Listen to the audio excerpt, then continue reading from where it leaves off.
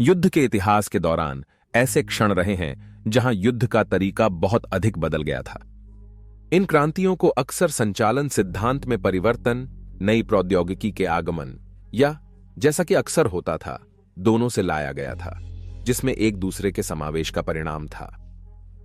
इसमें हमारी weapon file श्रृंखला के दूसरे में हम विश्लेषण करने जा रहे हैं एक नई हथियार की उत्पत्ति, परिचय और धरोहर जो दुनिया के द्वितीय युद्ध के बीच में प्रकट हुई, एक जिसे शुरुआती संदेह के साथ मिला और फिर बाद में पैदल सैनिकों की हथियारों की पीढ़ियों को प्रभावित किया। यह है STG-40-4 की कहानी और हमलावर राइफल का जन्म।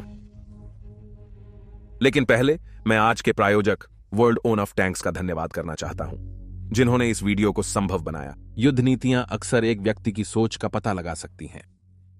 क्या आप एक सभी गन्स ब्लेजिंग व्यक्ति हैं या आप अपने दुश्मनों को धीरे धीरे उत्पात करना पसंद करते हैं? आपको खुले मैदान या शहरी युद्ध क्षेत्र अच्छे लगते हैं? वर्ल्ड ऑन ऑफ टैंक्स ने सब कुछ सोचा है। 40 से अधिक युद्ध अखाड़ों और 600 टैंक्स के साथ आपके लिए हमेशा एक नया तरीका होता है खेलने और ठीक वैसे ही खोजने का कि आप अपने डिवीजन को एक गूंजती हुई विजय के लिए कैसे छोड़ना चाहते हैं। एक्सक्लूसिव ऑफर आपके साथ साझा करने। वर्ल्ड ऑन ऑफ टैंक्स मुफ्त खेल है, पर हमारे विवरण के लिंक और कोड टैंकमेनिया से पंजीकरण करने पर आपको अनेक लाभ मिलेंगे, जिसमें 7 दिन का प्रीमियम एक्सेस, एक टियर 5 एक्सेल्सियर टैंक और 250,000 क्रेडिट्स शामिल हैं। आपके पास 3 टियर 6 किराए के टैंक हैं, जिन्हें हर 10 युद्धों में इस्तेमाल किया जा सकता है। आपको टाइगर 130, एक क्रॉमवेल BRT 30 85M मिलेगा। यह प्रस्ताव केवल नवीन उपयोगकर्ताओं के लिए है, अतः यदि आपने पहले नहीं खेला है तो इसे अद्वितीय बोनस के साथ प्रारंभ करें। World on off tanks PC console और मोबाइल जैसे सभी उपकरणों पर उपलब्ध है, जिससे आप कहीं भी खेल सकते हैं। वर्ल्ड ऑन ऑफ टैंक्स के इस वीडियो के लिए फिर धन्यवाद। हमारे दिए गए लिंक और कोड टैंकमेनिया से पंजीकरण करें ताकि आप पूरी युद्ध योजना बनाने का अनुभव करें और एक टैंक कमांडर की भूमिका में हमले में भाग ले सकें। वर्ल्ड ऑन ऑफ वॉर्स में आपका स्वागत है।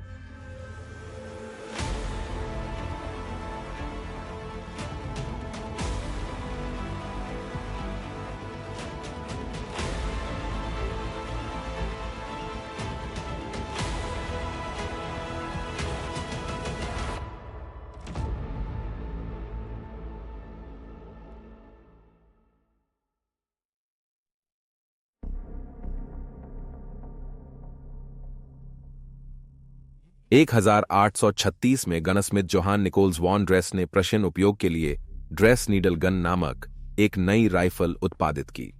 यह बाहरी रूप से मजल लोडिंग राइफल की तरह लगती थी, लेकिन इसमें एक बोल्ट था जिसे ऑपरेटर ने संचालित किया था और जो बैरल के पिछले हिस्से में एक नया दौर लोड करता था और खर्च की गई कारतूस को फायरिंग के बाद निकालता था।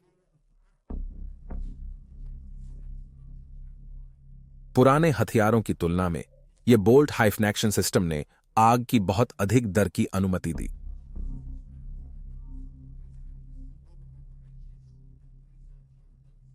एक बार बोल्ट एक्शन राइफल के फायदे समझे जाने पर विश्व की प्रमुख शक्तियां ने तत्परता से इसे निर्माण करना शुरू कर दिया और यह 20वीं सदी के अंत तक युद्ध भूमि पर राज करता रहा।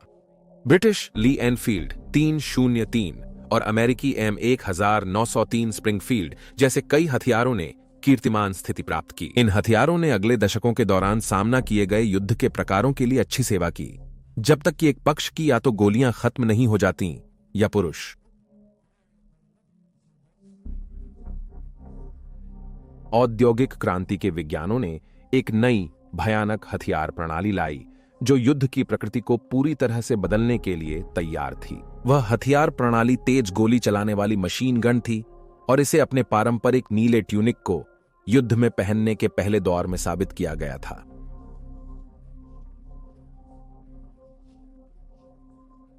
अनगिनत रक्तपात के बाद यह समझा गया कि तकनीकों में बदलाव करना होगा।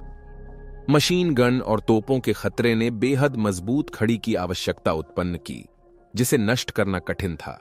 और पैदल सेना अब भी अपने विश्वसनीय बोल्ट एक्शन राइफल को कसकर पकड़े हुए थे। यदि सैनिक मशीन गन की गोलियों की बारिश में जीवित रहकर नो मैन्स लैंड से दुश्मन की खड़ी तक पहुंचता तो शायद वह दुश्मन पर केवल 1-2 शॉट्स ही चला सकता था, जब तक खुद को वापसी आग से नहीं बचाता। सैन्य योजनाकारों को स्पष्ट था कि पैदल सैनिकों को दुश्मन स्थान पर हमला करने के लिए अधिक तेजी से फायरिंग वाले हथियार की आवश्यकता थी। इसने सब मशीन गन, जो तेजी से फायर करने वाला और पिस्तौल आकार की गोलियां उपयोग करने वाला हथियार है, का विकास किया। युद्ध के अंत में जर्मन सेना ने स्टॉर्मट्रूपर्स को बर्मन MP 18 हथियार दिया और उन्होंने एलाइड पोजीशंस पर चार्ज करते हुए आश्चर्यजनक प्रभाव डाला। लेकिन इन हथियारों का प्रमुख नुकसान उनकी सीमित रेंज थी, जो बोल्ट एक्शन राइफल्स के मुकाबले बहुत कम थी। इस प्रकार युद्ध के बाद उन्हें मुख्यतः समर्थन या विशेषज्ञ हथियार के रूप में देखा गया और सेनाओं ने बोल्ट एक्शन हथियारों का उपयोग जारी रखा, जो प्रथम विश्व युद्ध में उपयोग किए गए वाले से ज्यादा सुधारित नहीं थे। हालांकि महान युद्ध से भी पहले मन युद्ध राइफल में मशीन गन की तकनीक को शामिल करने पर काम कर रहे थे, ताकि हर पैदल सैनिक को एक कहीं अधिक गति की आग से दिया जा सके। अद्भुत नामक डेनिश आविष्कारक सोरेन H उदाहरण स्वरूप बैंग ने ऐसी राइफल का पेटेंट किया जिसमें बोल्ट एक्शन को चार्ज की फायरिंग से उत्पन्न गैस द्वारा किया गया था, जो एक कोनी फिक्सचर को आगे धकेलता था, बिना ऑपरेटर के हाथ की आवश्यकता के। बैंग राइफल्स बनाने के बावजूद वे गंभीर उपयोग के लिए अनिश्चित थे, लेकिन उनका डिजाइन बाद में पूरा होगा और कुछ स्वचालित राइफल्स में शामिल होगा। असली परिवर्तन सेमी ऑटोमेटिक राइफल्स के अपनाने के साथ आया, मुख्य रूप से 1937 में सेवा में प्रवेश करने वाले US एमैक गारंड राइफल से। गारंड और उसके समकालीन हर ट्रिगर एकल खींचने के साथ एक दौर चलाते और स्वतः अगली गोली रीलोड करते थे, जिसका इस्तेमाल अभी चलाए गए दौर को फिर से रीलोड करने के लिए होता था। जबकि एक अच्छी तरह से प्रशिक्षित पैदल सैनिक एक समकालीन बोल्ट हाइफन एक्शन राइफल के साथ प्रति मिनट 15 दौर चला सकता था, एमैक के साथ सुसज्जित एक सैनिक 60 तक चला सकता था, और इसने विश्व युद्ध 2 के प्रारंभिक वर्षों में युद्ध में US बलों को भारी लाभ दिया। हालांकि कुछ नुकसान बाकी रह गए। यह अभी भी एक भारी हथियार था और इसका खास निकासी ध्वनि के साथ इसका ब्लॉक क्लिप इसे केवल 8 दौर देता था, और यह जटिल और अक्सर समस्याग्रस्त था। जब युद्ध दूसरी बार यूरोप में उभरा, बहुत से लोग सोच रहे थे कि यह महायुद्ध की पुनरावृत्ति होगी, जहां विशाल सेनाएं ग्रामीण क्षेत्रों में खड्डों में स्थिरता से लड़ेंगी। बजाय इसके अधिक उन्नत टैंक और विमानों ने ऐसी स्थिर युद्ध को पुराना कर दिया। अब युद्ध काफी मोबाइल बन गया था और नए विचारों के प्रति उत्साही जर्मन इस नए माहौल में पैदल सैनिकों की आवश्यकताओं पर पुनर्विचार करने लगे। 1929 में पोलैंड आक्रमण के दौरान मानक जर्मन राइफल कार्बिनर 98, जो 4.7 किलोमीटर तक के लक्ष्य को मार सकता था, उत्कृष्ट था। इसे दूरबीन दृष्टि के साथ फिट करके बहुत अच्छी स्नाइपर राइफल बनाया गया था। इसका वजन 9 पाउंड 5 राउंड क्लिप और लंबाई 1.1 मीटर थी, जिससे यह बड़ा बन गया था। प्रारंभिक संघर्षों में जर्मन अध्ययनों ने यह पता लगाया कि अधिकांश युद्ध 400 मीटर के क्षेत्र में ही हुए थे, यानी कि 52 सेकंड की अद्वितीय दीर्घ दूरी प्रदर्शन, और इसके निर्धारण के लिए डिजाइन की खामियां जरूरी नहीं थीं। इसके बजाय जर्मनों ने यह समझा कि उन्हें वास्तव में एक उच्च गति की आग के साथ हथियार की आवश्यकता थी। लेकिन उनके अनुसंधान ने यह भी पाया कि उपमशीन गण के साथ सुसज्जित सैनिकों को छोटे क्षेत्रों के अलावा किसी भी चीज में प्रभावी होने के लिए आवश्यक रेंज की कमी थी। साथ ही इन हथियारों में प्रयुक्त 9 मिमी गोली की कमी का आरोप लगाया गया। इसलिए जर्मन इंजीनियरों को एक हथियार बनाने का काम मिला था जिसमें उपमशीन गन की आग की दर, राइफल की रोकथाम क्षमता, पिछले युद्धों के अनुभव के आधार पर पर्याप्त रेंज और बायोमैकेनिक और सामान्य उपयोगिता के लिए अनुकूलता हो।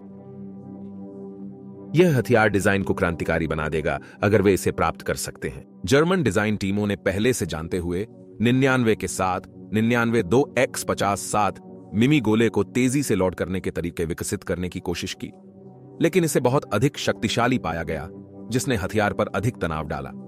यह जर्मन सैनिकों के लिए तेज आग के दौरान निशाना साधना और हथियार को दिखाना कठिन बना दिया। हेनेल कंपनी के मुख्य डिजाइनर हुग्गो श्मिसर के लिए समाधान लगता है कि छोटे साथ 92X33 मिमी कुर्ज गोले में, जिसे एक गैस संचालित लंबे स्ट्रोक पिस्टन द्वारा पुनः लोड किया गया था। उन्होंने हथियार में चयनात्मक आग का विकल्प देने का निर्णय लिया, यानी सैनिक पूरी और अर्ध स्वचालित आग के बीच स्विच कर सकते थे। श्मिसर ने 1942 में अपने नए हथियार मशीन कार्बाइन या MKB-42 का उत्पादन किया, जिसे लगभग 11,000 बनाकर रूस में लड़ रहे सैनिकों को दिया गया, जिसके बाद उन्होंने कार्ल वॉल्थर द्वारा बनाए गए समान हथियार के प्रतिस्पर्धा को देखा। प्रारंभिक सीमा रेखा के उपयोग से मिली सकारात्मक रिपोर्टों ने श्मिसर डिजाइन के विकास को बढ़ावा दिया। यह हथियार शक्तिशाली और विश्वसनीय साबित हुआ, लेकिन परियोजना अपनी सबसे बड़ी बाधा में फंस गई। 1943 की शुरुआत में हथियार की ब्रीफिंग के बाद हिटलर संदिग्ध थे। वह और उनके आंतरिक वृत्त में कई लोग, जो स्वयं लंबे समय से युद्ध के पुराने सैनिक थे, उन्होंने यह तर्क दिया कि छोटे गोले की पहुंच और प्रहार पुरानी राइफल्स के अपने बड़े गोलों की तुलना में कम होगी और जर्मन पैदल सेना को नुकसान पहुंचाएगी। इसके बावजूद अनुसंधान और वास्तविक अनुभव ने अन्यथा कहा। जर्मन नेतृत्व यह भी ध्यान में रख रहे थे कि यदि श्माइसर का नया हथियार मानक सेवा राइफल के रूप में अपनाया जाता है, जिसमें छोटा गोला होता है, तो यह पहले से निर्मित लाखों गोलियों को निरर्थक बना देगा। श्माइसर और उनके समर्थकों ने नए हथियारों का विरोध किया, लेकिन मार्च 1923 में फ्यूरर ने परियोजना पर काम करने का आदेश दिया। उन्हें लगता था कि वे एक युद्ध जीत वाला हथियार बना रहे थे। श्माइसर और उनकी टीम ने MP-40 सबमशीन गन को अपग्रेड करने के बहाने MKB-42 का पुनर्निर्माण किया और MP-43 सीमित उत्पादन में लाया। हिटलर को नए हथियार की ओर आकर्षित करने के लिए उनके बॉडीगार्ड ने इसे सुसज्जित कर दिया ताकि वह इसे रोजाना देख सके और धीरे धीरे उसे व्यापक पैमाने पर अपनाने की ओर प्रेरित हो। 1923 की शरद ऋतु तक परियोजना के समर्थकों में खुद को व्यापक रूप से लागू करने के लिए पर्याप्त आत्मविश्वास था और उन्होंने हिटलर से पुनः संपर्क किया। पूर्वी मोर्चे पर स्थिति विशेष रूप से वही थी जिसने अंततः श्माइसर के पक्ष में फैसला किया। कार्बिनर 9V8 और अन्य पारंपरिक राइफलधारी जर्मन सैनिक सबमशीन गन PP-SH-40 एक से हथियारबंद सोवियत सैनिकों के झुंड का सामना कर रहे थे। जबकि जर्मन सैनिक अपनी राइफलों के साथ उनमें से कई को मारने में सक्षम थे, उन्होंने अपने सस्ते बनाए लेकिन प्रभावी हथियारों की भयानक आग की शक्ति छोड़ दी।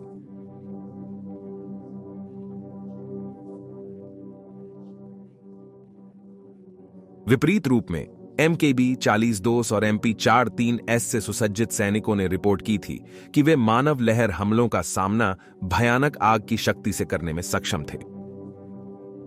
हथियार जिनमें अंतर नगण्य था, वे एक मशीन की तरह कार्य करने में सक्षम थे, जिसने उन्हें किसी भी सोवियत सैनिकों से लड़ने के लिए एक प्रभावी निकट -क्वार्टर्स हथियार बना दिया जो उनके स्थान तक पहुंच गए थे।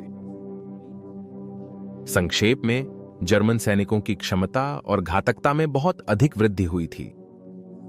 हिटलर ने अंततः नई हथियार को अनुमोदन दिया और जब यह उत्पादन में गई, इसे MP-44 का नाम दिया गया। हालांकि हिटलर स्वयं इस डिजाइनेशन से नाराज थे, उन्हें लगा कि यह उसके लिए अनुचित है।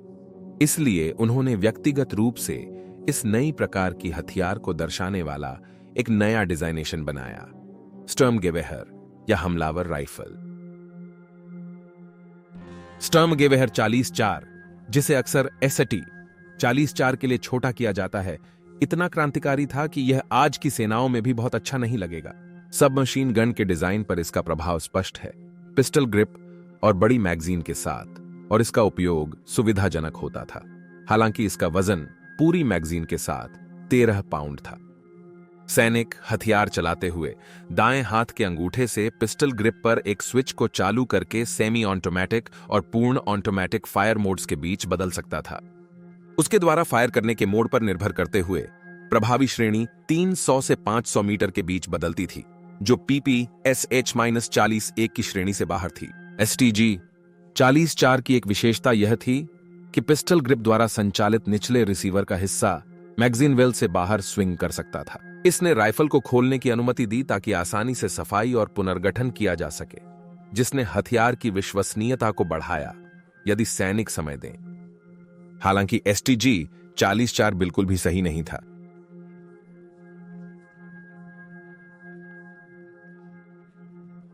फोरग्रिप के ओवरहीटिंग के कारण कुछ जर्मन सैनिकों ने अपने बाएं हाथ की सुरक्षा के लिए दस्ताने पहने। साथ ही रिकॉयल स्प्रिंग पूरी तरह से इसके लकड़ी के स्टॉक तक फैल गया था, जिसका मतलब था कि स्टॉक में किसी भी क्षति की आदत राइफल को जाम करने की थी। यही एक सबसे बड़ी आलोचनाएं थीं जिसने एक घातक रिपोर्ट दावा की थी कि हमला राइफल की अवधारणा कभी पकड़ नहीं पाएगी।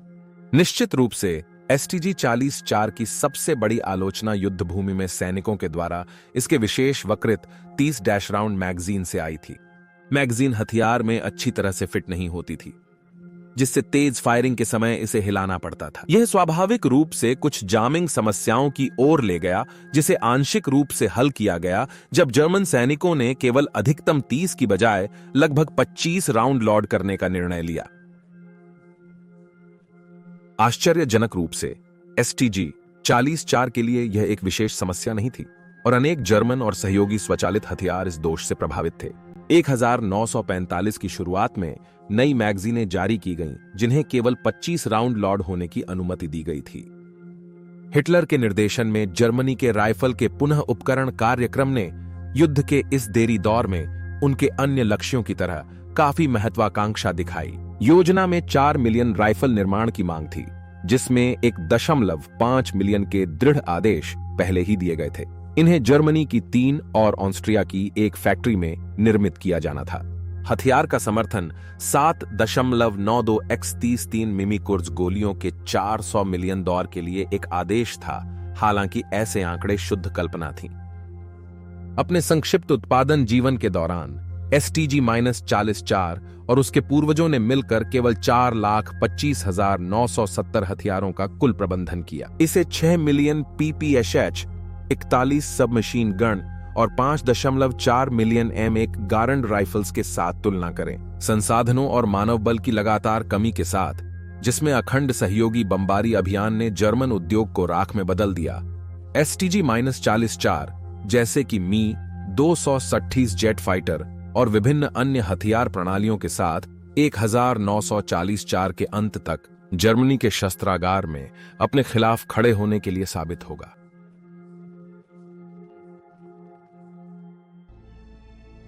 जबकि युद्ध के दौरान हथियार के अमेरिकी मूल्यांकन अक्सर उनके ब्रिटिश सहयोगियों द्वारा निर्मित उनके तुलना में उत्तेजक थे, सोवियत इससे आकर्षित थे। लंबे समय से अफवाह है कि सोवियत AK-47 STG-40-4 की कॉपी थी, लेकिन यह पूरी तरह सच नहीं है। AK-47 निश्चित रूप से STG-40-4 से प्रेरणा लेता है, लेकिन फिर ऐसा कई अन्य हथियारों ने भी किया। अंततः पश्चिमी सहयोगी ने STG-40-4 के अनुसार नए हथियारों को अपनाया। STG-40-4 ने आधुनिक हमलावर राइफलों के बड़े हिस्से के लिए मानक स्थापित किया, जो बाद के दशकों में आएंगे, केवल ब्रिटिश के तथाकथित बुलप्प प्रकार के साथ, जो अपेक्षाकृत न्यूनतम था। इसका हथियार डिजाइन पर प्रभाव कभी अधिक नहीं कहा जा सकता।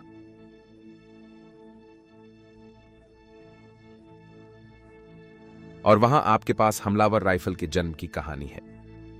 नीचे अपनी प्रतिक्रिया दें, वीडियो पसंद करें और चैनल के समर्थन के लिए सदस्यता लें। देखने के लिए धन्यवाद। मिलते हैं अगली बार।